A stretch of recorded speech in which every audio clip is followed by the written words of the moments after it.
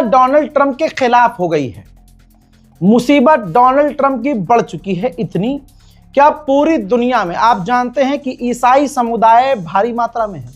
ईसाई समुदाय कोई कम नहीं है। आप भारत भूल जाइए, अगर आप यूरोप की बात करेंगे तो भारी मात्रा में आपको ईसाई समुदाय के लोग मिलेंगे। ऐसे में बड़ा अपडेट ये है कि डोनाल्ड ट्रंप ने जो अपनी दादागिरी दिखाते हुए ये ट्वीट किया था, याद होगा, और ट्वीट करते ही मैंने बताया था कि डोनाल्ड ट्रंप अब अपने लिए बड़ी मुसीबत बना चुका है और डोनाल्ड ट्रंप को अब तक जो सपोर्ट कर रहा था वो भी सपोर्ट नहीं करेगा। वही हुआ दोस्तों। आम लोगों ने पूरी दुनिया में डोनाल्ड ट्रंप का विरोध तो किया, लेकिन नेशनल और इंटरनेशनल लेवल पर उनका विरोध होना शुरू हो गया। गुलाबी सुअर के खिलाफ कई देशों ने निंदा की, कई देश भड़क गए। जैसे इटली और स्पेन के प्रधानमंत्री, दोनों देशों के प्रधानमंत्री ने डोनाल्ड ट्रंप की सीधा सीधा निंदा की। जो डोनाल्ड ट्रंप से फालतू नहीं बोलते थे, उन्होंने सीधा सामने आकर डोनाल्ड ट्रंप की जो है आलोचना शुरू कर दी। उधर ईरान ने दिल जीत लिया। ईरान के पार्लियामेंट स्पीकर गलीबाफ ने डोनाल्ड ट्रंप के खिलाफ युद्ध छेड़ दिया कि ऐसे कैसे तुम ईसा मसीह का अपमान कर सकते हो। हजरात, साफ साफ कहा है कि पॉप के साथ मैं बेखौफ खड़ा हूं, कोई डर नहीं है। और रिपीट किया उन्होंने कि जो पॉप लियो ने कहा कि मुझे कोई डर नहीं है और आतंकवाद के खिलाफ और जो क्राइम अमेरिका इजराइल कर रहे हैं उनके खिलाफ बोलने में मुझे कोई डर नहीं है। उन्होंने आगे लिखा है गलीबाफ ने कि this slogan lights the path for all who refuse to stay silent on killing of innocent। यानी उन्होंने कहा कि देखा, ये होता है हक बयानी, ये होता है सच बोलना। आतंक के खिलाफ, इनोसेंट लोगों के मारे जाने के खिलाफ हक बयानी इसे कहते हैं। भाई, पॉप लियो को ईरान के पार्लियामेंट स्पीकर का समर्थन मिलना था कि ये बवाल और बड़ा हो गया। ईसाई समुदाय पूरी तरह से ईरान के लिए और दिल में इज्जत महसूस करने लगे। हजरत खामनाई ने ट्वीट किया है, खामनाई के अकाउंट से ट्वीट हुआ है कि जीसस ने भी कहा था कि आतंक और अन्याय के खिलाफ आवाज उठाओ।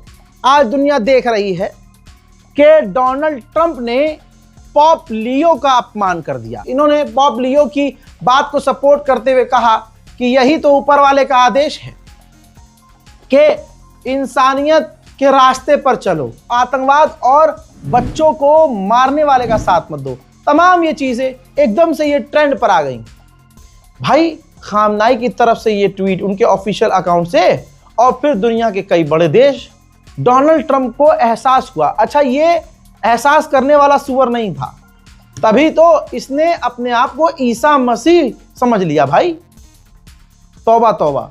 फिर पूरी दुनिया ने तो, भाई इसके ऑफिशियल्स ने इसे समझाया कि अबे गुलाबी पागल हो गया क्या, कर क्या रहा तू? जो 1% सपोर्ट मिल रहा है ना, कहीं ऐसा ना हो हमारे देश में खुद ही ईसाई रहते हैं, कहीं ऐसा ना हो कि हमारी फौज हमारे खिलाफ। मतलब इंटेलिजेंस ने इसे समझाया और इसकी इतनी फटी कि इसने तुरंत राइट विंग की तरह अपने ट्वीट को डिलीट कर दिया। जी हाँ, उसने ये फोटो पोस्ट किया था, ये फोटो, ये ट्वीट, अब सोचिए किसी देश का राष्ट्रपति, और वैसा राष्ट्रपति जैसा किसी को चाहिए नहीं, अकड़ू, आतंकी, गुंडा मवाली जैसा, घमंडी, ईगोइस्टिक। डोनाल्ड ट्रंप इतना प्रेशर में कि उसने अपना ये ट्वीट डिलीट कर दिया। यहां तक कि आइए ये देखिए, मीडिया ने घेरना शुरू कर दिया अमेरिका की। हमारी वाली तो नहीं घेर पाती है, हमारी वाली तो उसका मतलब मोदी जी जिधर होंगे वो उधर की बात करेगी, गोदी मीडिया। अब ये देखिए, ये इससे पूछा गया कि भाई तुमने ट्वीट किया था जीसस क्राइस्ट बनकर, पलट गया, कहता है नहीं, मुझे इस फोटो में लगा कि मैं डॉक्टर हूं, मुझे ऐसा लगा मैं डॉक्टर हूं और रेड क्रिसेंट के लिए काम कर रहा हूं। तो ये उसका तानाकशी है या बचने का एक उपाय। बहरहाल डोनाल्ड ट्रंप फंस गया। बहरहाल बात अगर गोदी मीडिया की है तो गोदी मीडिया पूरी दुनिया में जलील-ओ-खार हो चुका है। आपको याद है ना, एक और औरत है जिसका नाम चित्रा त्रिपाठी है। 2 करोड़ रुपये जो है इसका सालाना पैकेज है, 2 करोड़ रुपए। लेकिन इस गंदतरीन औरत, इसकी मेंटालिटी ये थी, अब तो माशाल्लाह तलाक हो गया इसका, बहुत मजे कर रही है। शादीशुदा होने के बाद आपको इसके वो बयान याद होंगे, वीडियो याद होगा, जिसमें किसी ने पूछा कि आप मैरिड हैं, तो ये कहती है मैरिड में सिर्फ घर के अंदर हूँ, बाहर में सिंगल हूँ। तो यहाँ से मेंटालिटी समझ में आ गई है। बाहर इसने रास्ते खोल दिए थे, बाहर आओ जो मर्जी भरो, खुला है मेरा पिंजरा, आ जाओ मजे कर लो। और ये जो है दूसरे बयान में, आज याद होगा जब पाकिस्तान से हमारी जंग चल रही थी, तो आप मेंटालिटी देखिए, आप इनके सोर्स देखिए। मेरी तो कोई औकात नहीं है ना इनके सामने। हालांकि मेरे चाहने वाले कहते हैं भाई तुम्हारा पेशाब भी नहीं है गोदी मीडिया। ठीक है, ये मोहब्बत आप लोगों की मिल रही है, अच्छी बात है, लेकिन मैं ये सोचता हूं मेरी तो खुद की टीम इतनी बड़ी नहीं है, तब भी हमारी कोई फेक न्यूज नहीं हुई आज तक। 6 साल में एक भी झूठी खबर नहीं निकली हमारी। लेकिन आप ये देखिए, सिर्फ प्रोपागंडा करने वाले 2 करोड़ रुपये सालाना जिनका पैकेज है, ऑपरेशन सिंदूर में इनकी ये पत्रकारिता थी। मुनीर को कब्जे में लिया गया है, मुनीर को कब्जे में लिया गया है। सूत्रों के हवाले से खबर, बड़ी कैसा देश है ये पाकिस्तान भाई। आसिम मुनीर को हिरासत में लिया गया है। आप सोचिए, आर्मी चीफ है ये, आसिम मुनीर को हिरासत में लिया गया है। इस वक्त की बहुत बड़ी खबर एबीपी न्यूज पर आप देख रहे हैं। सुन लिया, देख, ये है आपका गोदी मीडिया। और आपको लग रहा है एक अमेरिकन मीडिया है, ठीक है, पूरी दुनिया के मीडिया देख लीजिए, और भारत की गोदी मीडिया को देख लीजिए। एक से एक भड़वागिरी करने वाले तथाकथित, जो पहले आरएसएस में थे और आज भी आरएसएस में हैं, वो नेशनल टेलीविजन पर बैठ के दलाली कर रहे हैं, और बहुत एक्सट्रीम लेवल की दलाली कर रहे हैं। हाल ये हो गया है इस मुल्क का कि अब मैं क्या बताऊं आपको, ये राहुल गांधी को अशोक श्रीवास्तव है ना, ऊंची जाति है, आपको पता है हमारे देश में जातिवाद कितना है, सरकारी चैनल पर बैठकर दलाली कैसे कर रहा है। ये सावरकर जो माफी वीर है, उसके लिए नेशनल टेलीविजन पर ऐसा भौंका है, सावरकर के समर्थक में कोई क्या भौंकेगा। और यहां इसकी औकात आपको दिख जाती है। ऐसा नहीं है कि ये मुसलमान समझ रहा है। आजकल के अल्लाह का शुक्र है डिजिटल मीडिया प्लेटफॉर्म है, जिसकी वजह से आज हमारे हिंदू भाई भी इस चीज को समझ रहे हैं कि भाई ये क्या चल रहा है, भाई इसे पत्रकारिता कहते हैं। लेकिन शर्म आनी चाहिए कांग्रेस को कि राहुल गांधी को नेशनल टेलीविजन पर क्या क्या इस भांडगिरी करने वाले पत्रकार ने बोला, तथाकथित पत्रकार, लेकिन एक भी एफआईआर कांग्रेस की पार्टी ने नहीं की है। चक्कर क्या है भाई, समझ से परे है। सुनिए, तब तक आप सावरकर क्या, आप सावरकर के जूते की नोक के बराबर नहीं है, और जूते की नोक भी नहीं। आप सावरकर की जो चप्पल में जो मिट्टी लगी होती है, उस मिट्टी में जो छोटी सी एक जो कण होता है, आप उस कण के 1000वें हिस्से के बराबर भी नहीं है। और सुनेंगे, राहुल गांधी वीर सावरकर के चप्पल के नीचे जो धूल लगती है, उस धूल के एक कण के बराबर राहुल गांधी नहीं है। सुनना चाहते हो? गोदी मीडिया की बात हो रही है ना, तो गोदी मीडिया की सोच देखिए। याद रखिएगा, मुसलमानों के नरसंहार पर सबसे ज्यादा खुश, चाहे वो कहीं भी नरसंहार हो, हिंदू समुदाय के लोग खुश होते हैं कुछ, ठीक, और गोदी मीडिया इनकी असलियत दिखाता है। जरा इस पोस्ट को देखिए जो इंडिया टीवी का है। ज़ायनिस्ट इजराइल ने 2000 से ज्यादा इंसानों की हत्या कर दी, और रजत शर्मा का इंडिया टीवी उस खबर को चटखारे लेकर लिख रहा है कि गदर, कत्लेआम को ये गदर लिख रहा है। सोचिए, इजराइल ने मचाया गदर, लेबनान में मरने वालों की संख्या हुई 2055 लोगों का नरसंहार किया, और इंडिया टीवी लिख रहा है कि इजराइल ने गदर मचा दिया। समझ रहे हैं आप? तो इजराइल के नरसंहार को हीरो की तरह पेश किया जा रहा है गोदी मीडिया में। याद रखना मेरे हिंदू भाइयों, याद रखना, ये जितने गोदी मीडिया वाले हैं और जिस सरकार की आप चापलूसी कर रहे हैं, आप एक बात एहसास कर चुके हैं, नहीं किया तो कोई बात नहीं, आगे आपको एहसास होगा। आज की तारीख में जो आप लोग इन गोदी मीडिया को, इस एक सरकार को, एक पॉलिटिकल पार्टी को सपोर्ट करते हुए मुसलमानों के खिलाफ नफरत में डूबे हैं, एक दिन आप खुद इस नफरत का शिकार होंगे। देश में कई जगह ऐसी हैं, वो आप देख रहे होंगे कि अब हिंदू परिवारों पर भी बिल्डोजर चल रहे हैं और अब हिंदू समुदाय चीख और चिंगाड़ रहे हैं। कल तक जो बिल्डोजर देखकर खुश हुआ करते थे क्योंकि वो बिल्डोजर मुसलमानों के घरों पर चल रहा था, आज वही सब रो रहे हैं लोग, क्योंकि अब वही बिल्डोजर उनके घरों पर चल गया है, उनके बाजार दुकानों पर चल गया है। इसीलिए कहते हैं कोई भी मजहब हो, कभी मजहब मत देखो, किसी के ऊपर अन्याय हो रहा हो, यही प्रभु श्री राम कहते हैं कि अगर किसी पर अन्याय हो रहा हो तो तुम न्याय का साथ दो, जालिम के खिलाफ रहो। हर मजहब यही, यहूदियों को छोड़कर हर मजहब यही सिखाता है कि आप जुल्म के खिलाफ खड़े हों। अगर आप जालिम के साथ खड़े होंगे तो जालिम की छड़ी एक बार आपके भी चूतड़ों को लाल करेगी। आज की तारीख में डोनाल्ड ट्रंप पर कोई भरोसा नहीं कर सकता है और न कर रहा है, लेकिन आप सोचिए, आप अगर अपनी इज्जत बचाना चाहते हैं तो आज की तारीख में अगर गलती से भी डोनाल्ड ट्रंप के समर्थक हैं तो दूर हो जाइए डोनाल्ड ट्रंप से। एक बार फिर से ये दुनिया के सामने आया और कह रहा है कि ईरान तड़प रहा है, परेशान है, वो हमसे कांटेक्ट करने की कोशिश कर रहा है। यानी इजिप्ट, तुर्की और पाकिस्तान चूह हैं और ये ज्यादा समझदार हैं।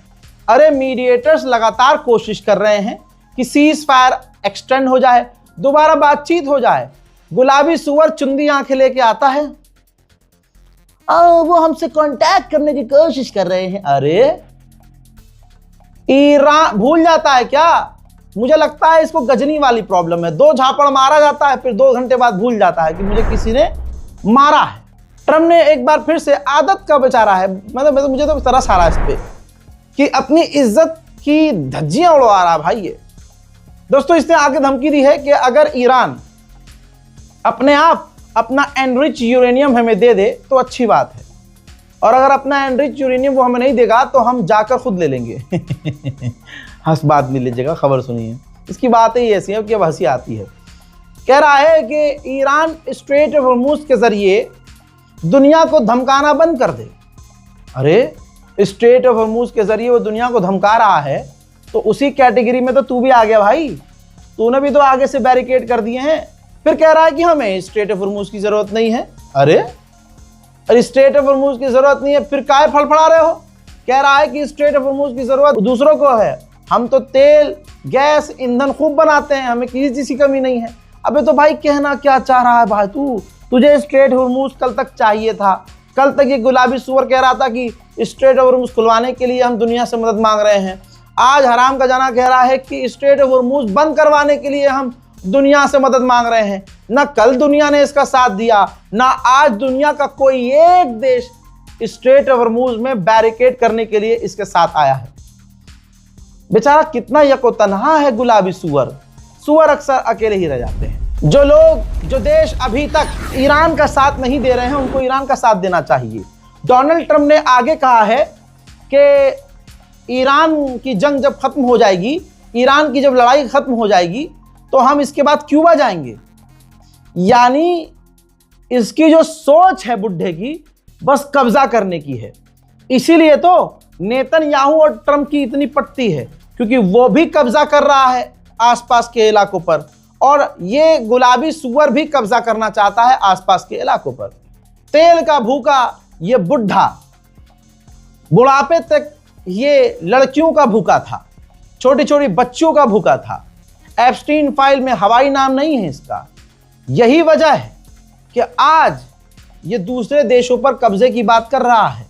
आज भी उन देशों से मैं कहना चाहता हूं कि अपनी औकात में आ जाओ और आज भी सही और सच का साथ देना शुरू करो, वरना कल तुम्हारे साथ जो होने वाला है दुनिया में कोई तुम्हारे लिए बोलेगा नहीं। अमेरिका का जो राष्ट्रपति है डोनाल्ड ट्रंप, इसे अपने दुश्मन से भी प्रॉब्लम नहीं है। अगर उसका दुश्मन अमेरिका का फायदा करवाए, यानी उससे एलपीजी खरीदे, कुछ भी चीज खरीदे। चाइना और भारत ने एलपीजी लेना बढ़ा दिया है एक्सट्रीम लेवल पर। भले ही चाइना का और अमेरिका का टकराव और विवाद है, जैसा मैंने कहा अमेरिका को फायदा होगा तो वो अपने दुश्मन से भी ट्रेड करेगा।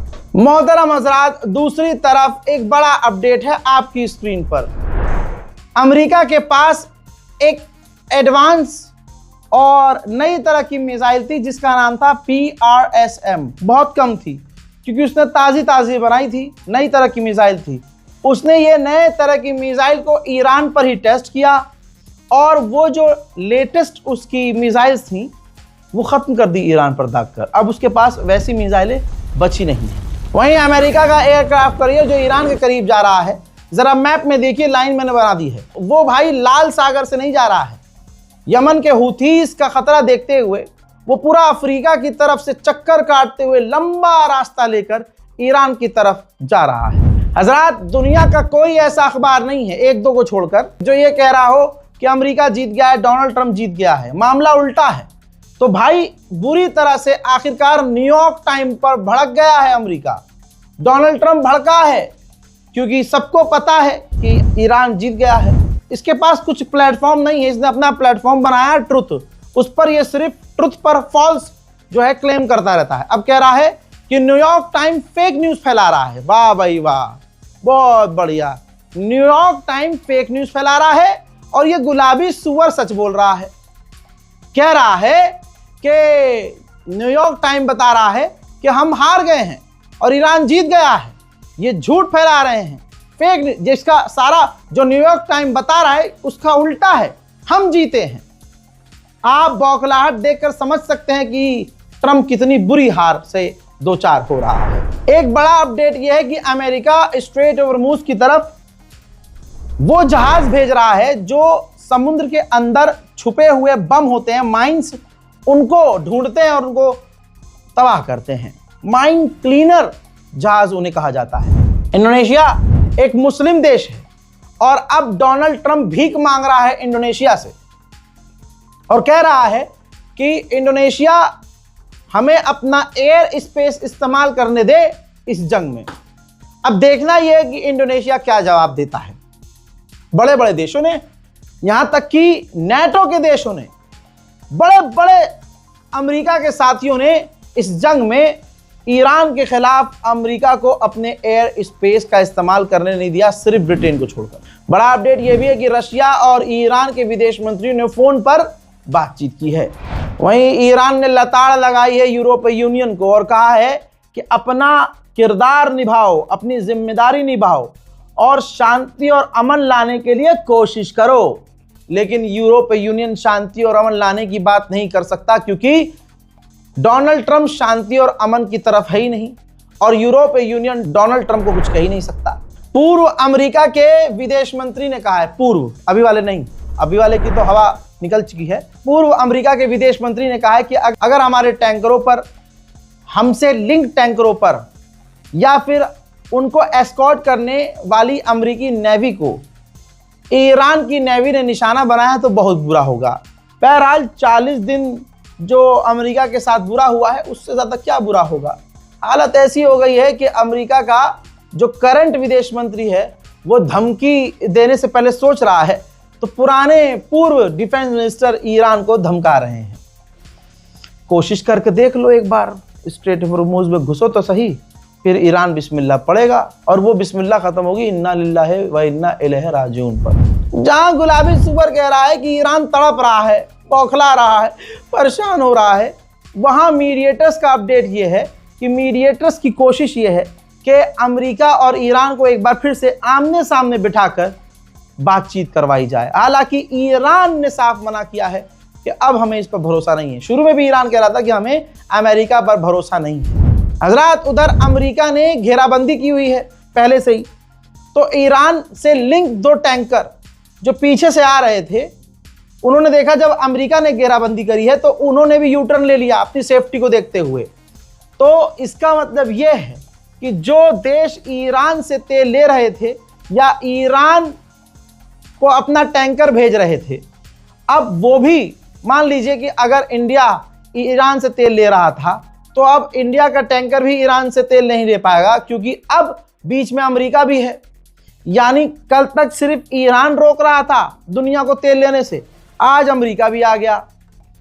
तो इस जंग में नुकसान तो दुनिया का हो रहा है और होगा, और दुनिया में गैस, ईंधन, तेल और एनर्जी महंगी होने वाली है। उधर यूएई के राष्ट्रपति पिटा कर जो है बहरीन पहुंचे हैं। एक पिटा हुआ दूसरे पिटे हुए के पास जाएगा तो बड़ी हिम्मत मिलती है।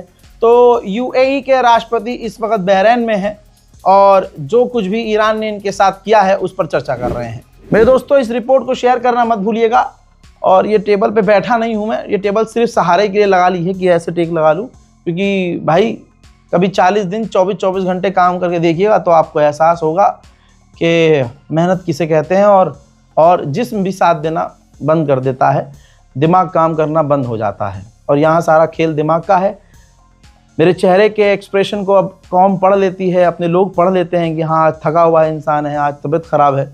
और जितनी बार आपने पकड़ा है मेरे चेहरे को, हर बार आपने सही पकड़ा है। ये बात अलग है कि मैं वीडियोस में बहुत कम बताता हूँ अपने बारे में। अब लोग इतनी मोहब्बत करते हैं कि मुझे बताने की ज़रूरत नहीं पड़ती है, माशाल्लाह लोग खुद ही समझ जाते हैं। बस तमाम चीज़ों के बाद भी यही मांगता हूँ आप लोगों से कि अपनी दुआओं में मुझे याद रखें, क्योंकि आपकी दुआओं की वजह से अब तक मैं आपके सामने खड़ा हूँ, और आपकी दुआओं का ही ये असर है कि हर मुसीबत से मैं बचा हूँ। इस रिपोर्ट को शेयर कीजिए, दुआओं में याद रखिए। वस्सलाम।